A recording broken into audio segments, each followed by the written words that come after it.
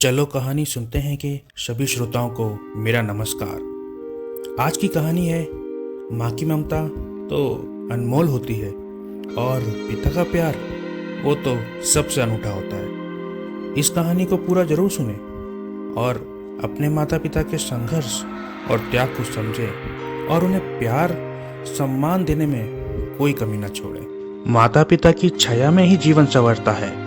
माता पिता जो निस्वार्थ भावना की मूर्ति है, वे संतान को ममता, त्याग, परोपकार, स्नेह और जीवन जीने की कला को सिखाते हैं। माता और पिता इन दो स्तंभों पर भारतीय संस्कृति मजबूती से स्थिर है। माता पिता भारतीय संस्कृति के दो ध्रुव हैं। माँ शब्द ही इस जगत का सबसे सुंदर शब्द है। इसमें क्या नहीं है? वात्सल्य है, माया है, अपनापन है, स्नेह है, आकाश के समान विशाल मन है, सागर समान अंतःकरण, इन सबका संगम ही माँ है। ना जाने कितने कवियों ने, साहित्यकारों ने माँ के लिए कितना कुछ लिखा है, लेकिन माँ के मन की विशालता और अंतःकरण की करुणा मापना आसान नहीं है।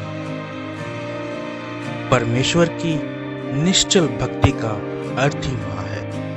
ईश्वर का रूप कैसा है, ये माँ का रूप देखकर जाना जा सकता है। ईश्वर के असंख्य रूप माँ की आंखों में झलकते हैं। संतान अगर माँ की आंखों के तारे होते हैं तो माँ भी उनकी प्रेरणा रहती है।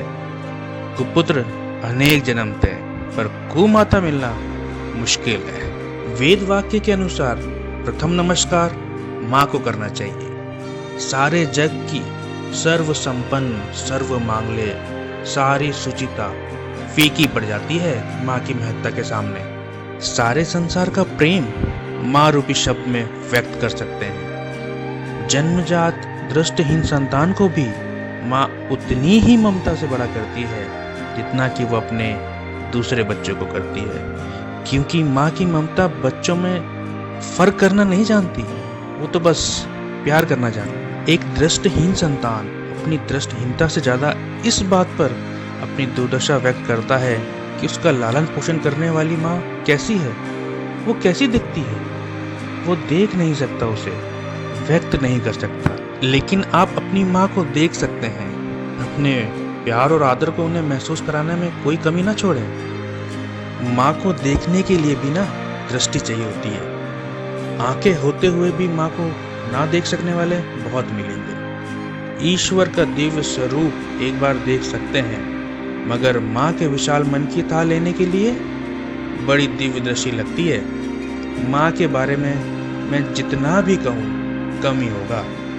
माँ तो ईश्वर द्वारा हम मानव को दिया हुआ एक अनमोल उपहार है। दूसरा नमस्कार यानी पितृदेव। पिता सही अर्थों में भाग्य विधाता होता है। जीवन को योग्य दिशा दिखलाने वाला महत्वपूर्ण कार्य वह सतत करता है। विशेषता यह है कि पिता पर कविताएं कम ही लिखी गई। कारण कुछ भी रहे, मगर कविता की चौखट पे पितृ कर्तव्य अधूरे ही रहे। कभी गंभीर, कभी हंसमुख, मन ही मन स्थिति को समझकर पारिवारिक संकटों में जूझने वाले पिता क्या और कितना सहन करते होंगे, इसकी कल्पना करना आसान नहीं है। माता पिता व संतान का नाता पवित्र है, ये तो हम सभी जानते हैं कि माता पिता को ही प्रथम गुरु समझा जाता है। माता पिता ही जीवन का मार्ग दिखलाते हैं। माता पिता के अनंत उपकार संतान पर रहते हैं। जग में सब कुछ दोबारा मिल जाता है, लेकिन माता पिता नहीं मिलते। आज आधुनिक युग का जो चित्र दिखाई दे रहा है ना, उसमें इस महान पवित्र संबंध की अवहेलना होती दिखाई दे रही है। कहते हैं व्यक्ति जिंदा रहता है तब तक उसको महत्वहीन समझा जाता है, लेकिन उसके जाने के पश्चात ही उसका मूल्य समझ में आता है। काल चक्र घूम रहा है, फिर भी माता पिता का संबंध अभंग है। संतान के लिए उनका ऋण कभी पूरा नहीं होते, अतः संतान को उनकी मनोभाव से सेवा करनी चाहिए। आज आधुनिकता के अंधे प्रवाह में बहकर माता पिता को बोझ माने जाने लगा है। यहाँ तक आदेशित किया जाने लगा है कि साथ साथ रहना है तो सब धन संपत्ति उनके नाम कर दे या फिर अलग ही रहें। वृद्धाश्रम या इसी प्रकार की दूसरी व्यवस्था का क्या अर्थ है?